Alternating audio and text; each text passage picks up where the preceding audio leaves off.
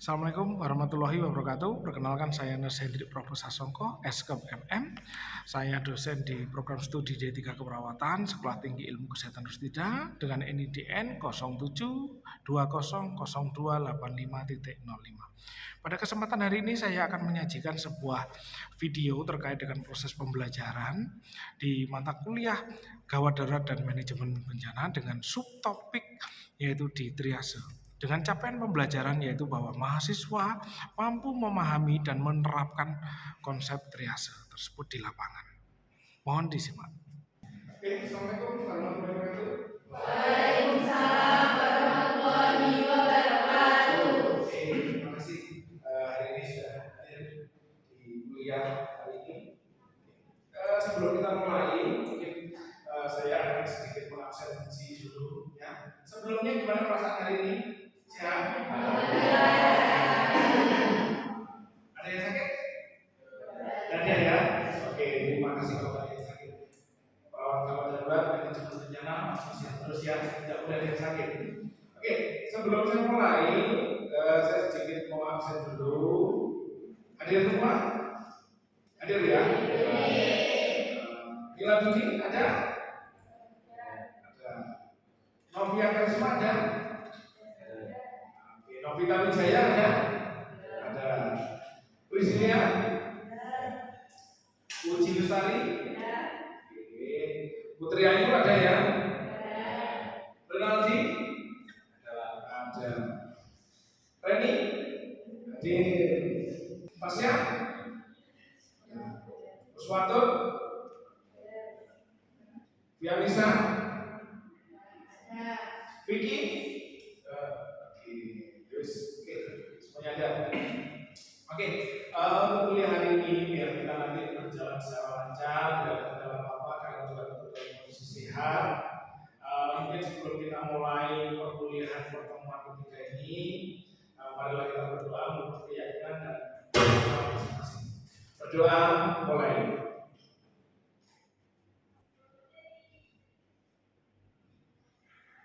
Berdoa boleh jadi.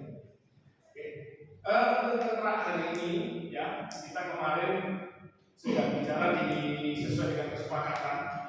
Kita sudah sesuai dengan kesepakatan. Kemarin kita sudah masuk di pertemuan 2. Sekarang kan kita masuk di pertemuan 3. Pertemuan kedua kita bicara tentang SAR ya. Masih ingat SAR? Masih. Nah, mungkin berarti yang dimaksud SAR itu apa berarti? Yang ditolong siapa? Kira-kira Mas Dewa? Ditolong itu yang sekiranya tergawai darurat. Oke, yang sudah tergawai darurat. Apalagi kira-kira? Selain korbannya, apalagi? Harta benda. Oke, sip. Jadi tim SAR itu yang ditolong selain korbannya secara fisik dan manusianya, tapi juga ada harta benda untuk kelangsungan hidup korban ini. Jadi seperti itu. Oke. Jadi kalau kita bicara SAR seperti itu, kalau kita konsep yang kemarin. Sekarang karena SAR sudah kita lampaui, maka kita masuk di pertemuan ketiga hari ini sesuai dengan kesepakatan bersama kemarin. Kita hari ini bicara tentang triase, ya. Triase. Materinya tentang triase. Nah, bicara di triase ini ada beberapa capaian yang harus dicapai bagi mahasiswa. Apa saja? Yang pertama adalah wajib memahami tentang konsep triase. Ya, yang pertama adalah wajib memahami konsep triase. Yang kedua, target yang harus dicapai di dalam konsep materi triase ini adalah kalian mampu mengaplikasikan atau mempraktekkan ya tentang triase bencana seperti ini, manajemen bencana. Ya. Oke, bisa kita lanjut?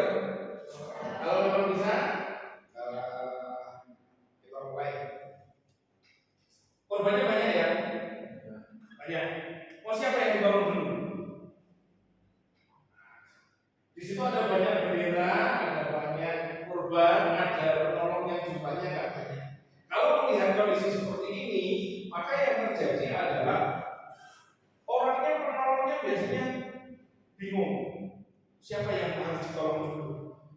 banyak terjadi seperti itu, ya. Penolongnya bingung, yang harus ditolong dulu siapa. Sehingga apa yang terjadi? Sehingga yang terjadi adalah proses pertolongan, manajemen pertolongannya tidak bisa dijalankan dengan maksimal. Itu yang terjadi.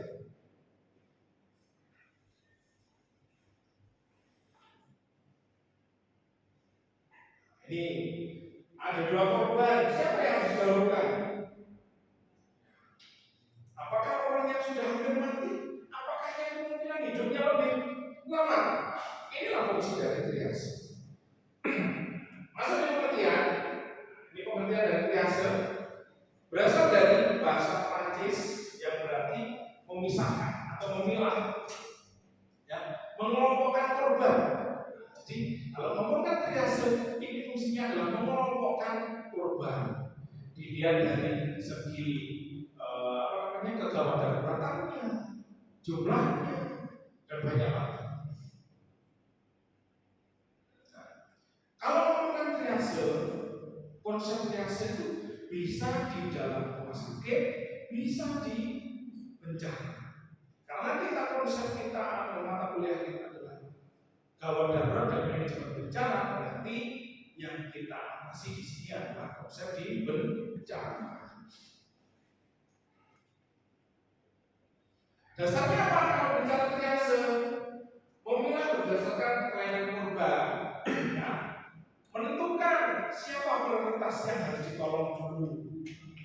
Kalau misalnya ada 5 orang, ada 5, yang 2 merah, yang 3 kuning, yang hijau ada. Siapa di antara 5 korban ini yang harus ditolong? Kalau kita bicara di rumah sakit, yang merah dulu, karena SDM-nya banyak. Kalau di bencana, manajemen bencana, maka yang ditolong warna kuning. Jadi seperti itu. Jadi ada penentuan prioritas. Siapa yang melakukan triase? Petugas pertama yang paling datang di rumah. Harapannya apa? Bisa memudahkan dalam survei berikutnya. Ya.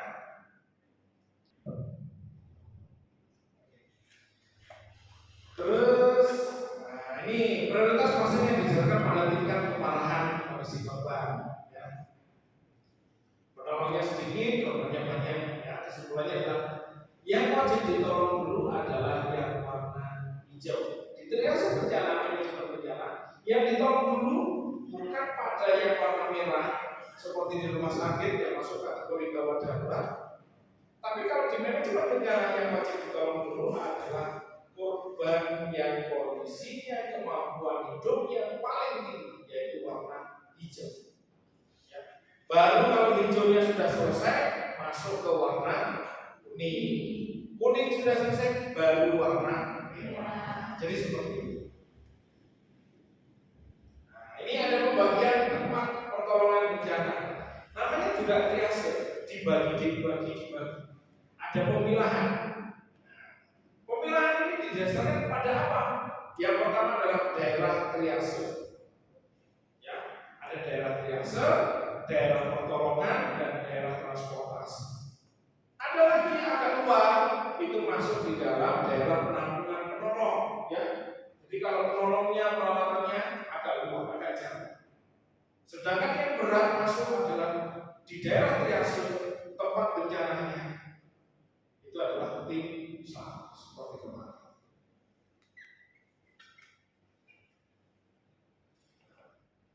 Siapa yang bisa masuk ke dalam konteks ini? Ya, pada daerah ini biasanya penolong yang baru datang atau sudah berkumpul, ini didata diatur sesuai dengan pekerjaan. Ya. Tujuannya apa sih kita melakukan triase? Tujuannya adalah untuk penanganan terbaik pada korban yang jumlahnya sangat banyak. Penolongnya sedikit, tapi jumlah korbannya banyak. Maka manajemen pertolongannya harus benar-benar diperhatikan. Karena di dalam manajemen pertolongan itu menentukan tingkat berhasil tidaknya sebuah pertolongan. Tujuannya itu apa? Menurunkan angka kematian kecacatan.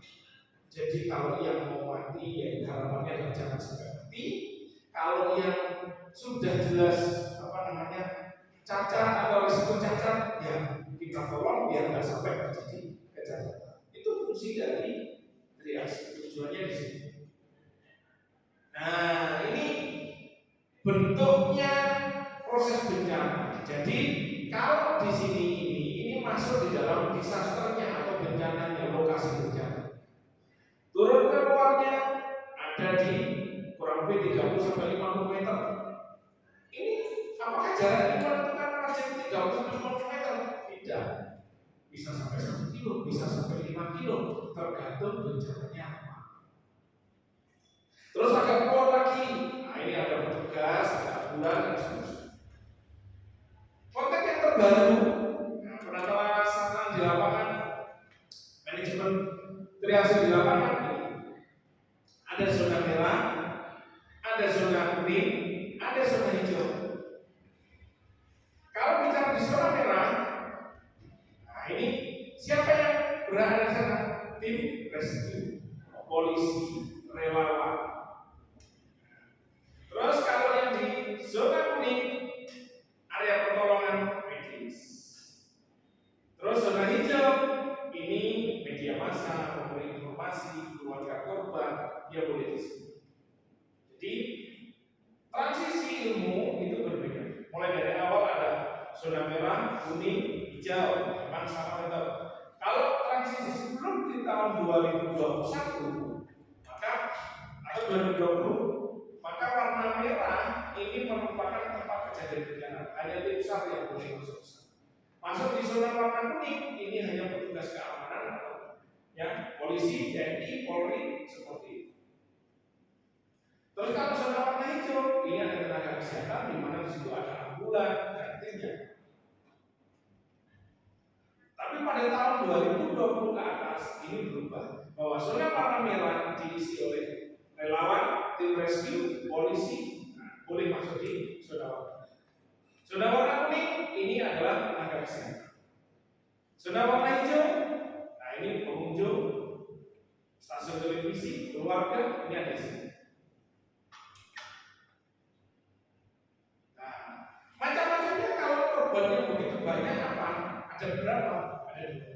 Yaitu ada korban massal dan korban kecil. Kalau korban massal ini terjadi atau timbulnya kedaruratan yang mengakibatkan lebih dari satu korban yang harus dikelola, ya, oleh lebih dari satu penolong. Jadi penolongnya agak banyak. Tapi kalau korban bencana memerlukan penerapan sistem penanggulangan gawat darurat terpadu (SPGT).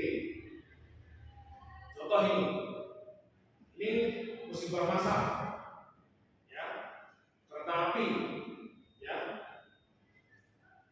korbannya banyak, tapi penolongnya hanya sekali. Nih, kecelakaan, ada 4 korban, penolongnya juga banyak.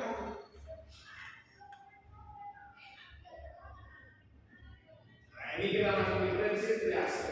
Prinsipnya apa? Seleksi korban berdasarkan beberapa item penting. Apa saja? Ancaman jiwa yang dapat mematikan. Ya, ini yang hitungannya menit. Kalau dalam beberapa menit pasiennya mati, nah ini masuk kategori warna apa? Dapat mati dalam hitungan jam. Ya, berarti ini masuk warna apa? Triase warna apa? Udah persalinan atau yang sudah meninggal. Jadi kalau yang dalam beberapa menit merah, beberapa jam lagi mati kuning, luka-lukanya hijau. Kalau sudah kepalanya putus, ya. Bedanya kalau kita bicara triase normal umumnya di rumah sakit sama bencana bagaimana? Kalau di rumah sakit, korban yang paling berat dulu ditolong.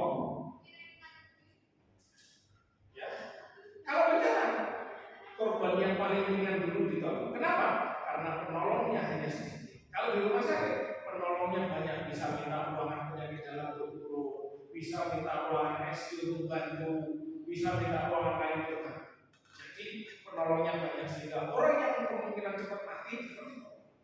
Kalau di bencana, manajemen bencana, triasenya di manajemen bencana, maka orang yang kemungkinan hidupnya paling tinggi itu yang ditolong. Prinsipnya di triase ada melihat tanda-tanda vital, kebutuhan medis, kemungkinan bertahan hidup, ya, bantuan yang dibutuhkan, sampai dengan tagging warna. Jadi menentukan dengan warna, ada warna merah, kuning, hijau, sampai dengan hitam. Ini ada merah. Oke, saya langsung masuk sini aja. Nah, merah mengancam jiwa, dapat mematikan dalam beberapa menit. Contohnya saudara jalan nafas terbakar, ya, luka tusuk pada area dada, mendekati jantung. Kalau kuning, cederanya berat, tapi penanganannya bisa ditunda, butuh waktu beberapa jam, masih bisa. Luka bakar di bawah 50%, 40% masih bisa ditahan. Patah tulang. Kalau hijau, orang yang cedera atau berjalan sendiri, teriak-teriak, nangis-nangis, tidak ada masalah. Itu masuk kategori warna hijau. Kalau hitam, nah ini contohnya, kepalanya dari sini, badannya dari sini. Ya. Ini sudah meninggal atau sudah masuk kategori ada hijau. Modelnya, ya, ada 3. Single triase, simple triase, dan start. Kalau yang single bagaimana? Datanya 1, 1, 1 seperti itu. Ya. Biasanya masuk UGD. Biasanya fasenya sudah terlewati ada 5 sampai 10 hari. Sehingga yang datang ke UGD hanya 1, 1, 1 seperti itu. Tidak langsung bergerumbul datang banyak. Kalau simple triase ini pada keadaan bencana di awal-awal kejadian. Transportasi belum ada. Tim medis, para medis, ya, belum ada yang datang. Siapa yang datang? Orang pertama saja. Mungkin orang pertama yang bisa tentang kesehatan atau manajemen kesehatan boleh melakukan triase, simple triase. Terus pemilahan pasien terutama ditujukan pada prioritas transportasi. Jadi temu kirim seperti itu. Karena sifatnya adalah di simple triase. Dan pada simple triase ini lebih banyak menggunakan tagging batu. Ya, dikasih label warna merah, warna kuning, warna hijau, warna hitam, seperti itu.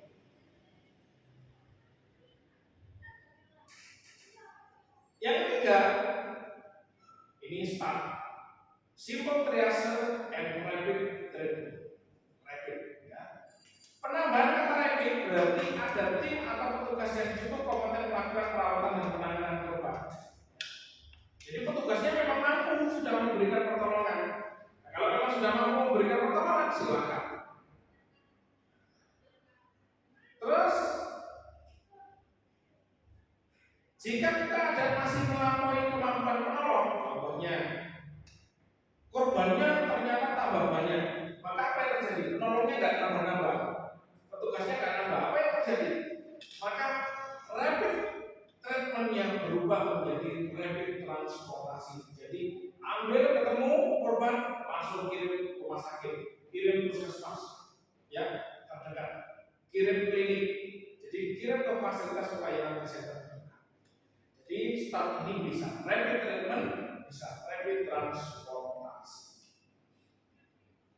Nah, Nih, kita masuk di algoritmanya. Kalau kita bicara start, yang pertama yang dilihat adalah kalau bicara start, ya warna hijau dulu. Maksudnya siapa? Korbannya siapa? Bukan, tapi bisa jalan, bisa teriak-teriak, bisa nangis. Itu masuk kategori warna hijau. Hijau sudah hampir semuanya Pak dikumpulkan. Maka kita akan mencari warna kuning, warna merah, sama hitam. Nah, bagaimana menentukan warna kuning, merah, hitam? Nah, di sini algoritma. Yang pertama, kita cek respirasi. Ya, kira-kira mau masuk yang mana? Ada napas atau tidak ada napas? Kita bicara yang tidak ada dulu ya. Contoh tidak ada napas. Maka apa yang dilakukan? Posisikan korban. Ya. Posisikan korban untuk jalan napas. Apa itu? Etil cilik. Ya. Posisikan dalam bentuk etil cilik. Pada saat kita etil cilik, napasnya ada. Maka kita lakukan tagging warna merah. Kalau pada saat kita etil cilik tidak ada napas sama sekali, maka kita beri warna hitam. Terus masuk ke yang ada napasnya. Pak, napasnya ada apa? Kalau kasih warna kuning belum tentu. Maka harus kita pastikan lagi yang namanya CRT, capillary refill time. Nah, kita masuk yang lebih dari 30. Ya. Terus yang untuk yang di pernapasan nanti kita lihat pernapasannya dulu, RR-nya, ya. Kalau RR-nya lebih dari 30, maka kita kasih label warna merah, ya. Kita kasih label warna merah. Terus kalau misal dia pernapasannya kurang dari 30, maka kita lihat CR-nya, capillary refill time. Nah, capillary refill time kalau lebih dari 2 detik, maka posisikan, ya, berikan tindakan kontrol perdarahan, maka kasih warna merah. Ya. Terus kalau CRT-nya bagus, kurang dari 2 detik, normalnya kan kurang dari 2 detik, apa yang dilakukan? Tes status mentalnya. Coba ditanya, Pak, Mas, angkat tangannya, kasih pertanyaannya. Kalau memang dia bisa mengangkat tangannya, kasih label warna kuning. Kalau tidak bisa, kasih label warna merah. Jadi di situ. Sampai di sini untuk bicara triase. Ya. Mungkin ada pertanyaan untuk di triase, silakan. Kita diskusi dulu sebelum kita akhiri. Mungkin ada pertanyaan, silakan. Berarti silakan. Ya Pak, izin bertanya. Kan tadi ada perbedaannya dari rumah sakit sama di bencana. Sedangkan di rumah sakit itu kan yang merah dan kuning. Yang di bencana yang tidak dahulukannya dari bentukannya semakin parah itu semakin kehilangan nyawa seseorang, semakin banyak korbannya. Terima kasih Pak Ali. Pertanyaan bagus sekali. Ada perbedaan antara penanganan di rumah sakit sama di bencana di lokasi. Kalau di rumah sakit mungkin yang warna merah kita tolong dulu. Kalau di bencana kita lakukan warna hijau. Tadi pertanyaannya, kenapa yang di bencana kok merah dulu Pak? Nanti kan mati semua. Kan begitu. Pertanyaan bagus sekali. Nah, jawabannya begini. Kalau di dalam bencana, penolongnya itu jumlahnya hanya sedikit. Kalau misal satu bencana ada orang 50 korban, ya, 50 korban. Penolongnya mungkin hanya ada 2 atau hanya 3. Yang kamu tolong dulu siapa? Contoh kalau kita bicara di bencana, yang ditolong dulu adalah yang warna merah. Maka apa yang terjadi? Dia hitungan menit mati. Kita hanya terlalu fokus di situ terus. Maka kita tidak memperhitungkan yang warna kuning bisa menjadi merah, yang warna hijau bisa berubah menjadi warna kuning dan bisa berubah menjadi Itu. Jadi manajemen waktu itulah yang akan mempengaruhi berapa banyak nyawa yang bisa diselamatkan. Kalau bidananya bidan rumah sakit bagaimana? Korbannya satu. Datangnya lebih ke satu. Single biasa. Pak, mungkin ada 2 atau 3 Pak korbannya. Oke. Satu rumah sakit itu petugasnya ada berapa? Perawatnya ada berapa? Dokternya ada berapa? Kita mintain tolong untuk pindah ke depan semuanya kok. Itu bagaimana? Mampu, bisa. Itu yang membedakan. Kalau di bencana kita minta bantuan, belum tentu nanti bisa datang cepat, bisa-bisa di jalanan macet, ya. Terlalu banyak keluarga korban yang menghalangi dan sebagainya. Itu akan menghambat proses pertolongan atau sampainya tugas-tugas lain. Sehingga di dalam konsep bencana hijaunya itu cepat diselamatkan. Masuk ke merah yang kemungkinan mati itu adalah kita nunggu peralatan, nunggu fasilitas seperti itu. Ya, Pak Atin. Ada lagi? Oke.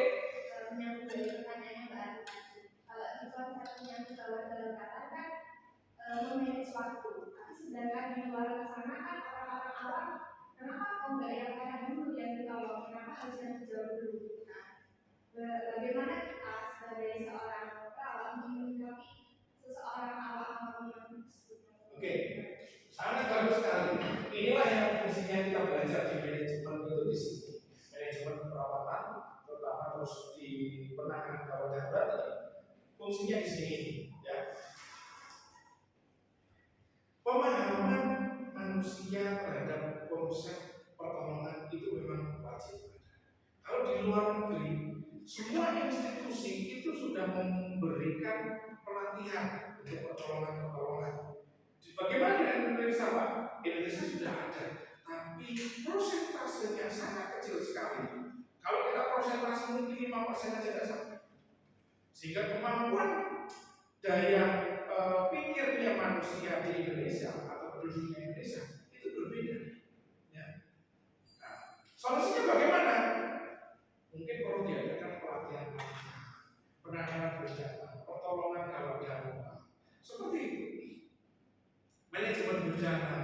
Kenapa? Kalau misalnya terjadi bencana, apa yang harus dilakukan terlebih dahulu? Itu masyarakat apa wajib tahu. Ya. Kalau bukan hanya kita saja sebagai tenaga kesehatan yang wajib tahu, masyarakat juga wajib tahu. Sehingga kalau ada penolong datang, maka penolong inilah yang harus diutamakan. Bukan malah kita dihalang-halangi jalannya. Ya. Contoh kita lihat di jalan raya, kalau misalnya kecelakaan, apa yang terjadi? Semuanya macet jalanannya, tidak bisa ambulan mengakses. Maka yang terjadi adalah korbannya tambah. Oke, ada lagi pertanyaan? Ada? Oke, kesimpulannya hari ini, belajar hari ini adalah bahwa kita bicara triase, ya, kita bicara triase ini orang yang mengalami bencana yang wajib ditolong terlebih dahulu adalah yang warna hijau. Ya. Terus prinsipnya lagi adalah selamatkan nyawa sebanyak-banyaknya. Kesimpulannya di situ. Dengan apa? Dengan sumber daya manusia seadanya, sumber daya alam seadanya. Jadi selamatkan nyawa sebanyak-banyaknya dengan sumber daya manusia dan sumber daya alam seadanya. Ya. Oke, kalau memang tidak ada pertanyaan lagi, kesimpulannya tadi seperti itu sudah saya sampaikan. Kita kontrak untuk pertemuan berikutnya, ya. Kita pertemuan berikutnya kita bicara tentang KLB, kejadian luar biasa, ya. Saya kasih tugas untuk kalian di pertemuan berikutnya, tolong melakukan resume, membuat resume terlebih dahulu, membuat rangkuman. Nanti kita diskusi bareng pada pertemuan berikutnya pada hari Rabu depan, minggu depan pada jam 9, ya. Oke, saya kira cukup itu. Semoga tetap sehat, tetap semangat. Materi yang kita dapatkan hari ini benar-benar bermanfaat. Saya kira cukup sekian. Terima kasih. Wassalamualaikum warahmatullahi wabarakatuh.